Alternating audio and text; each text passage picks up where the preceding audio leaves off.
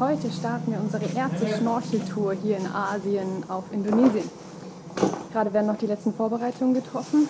Jonathan probiert sich in sein Wetsuit reinzuzwängen.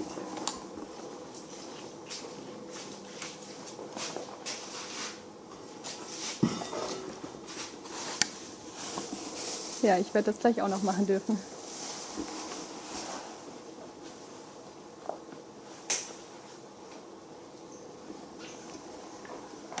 Und heute geht es zum Nuar Shark Point.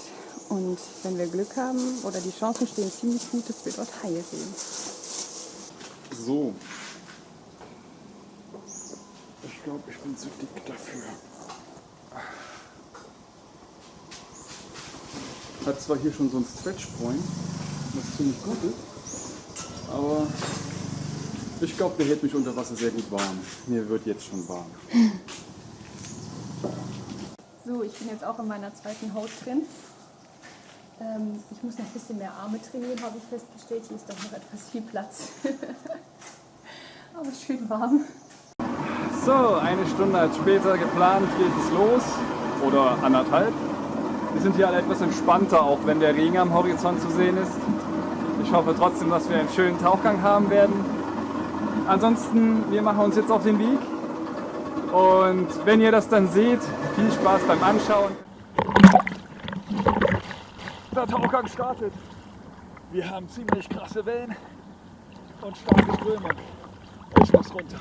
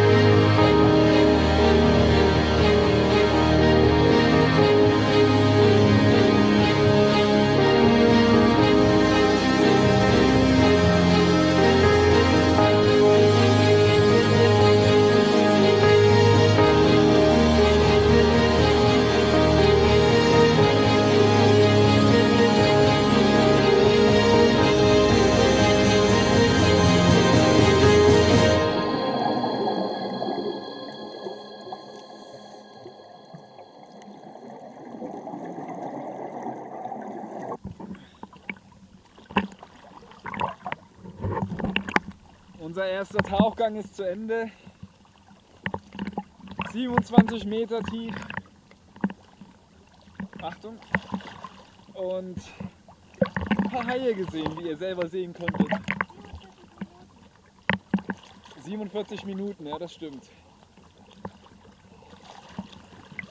Toll war's. Jetzt geht's wieder auf unseren Kahn.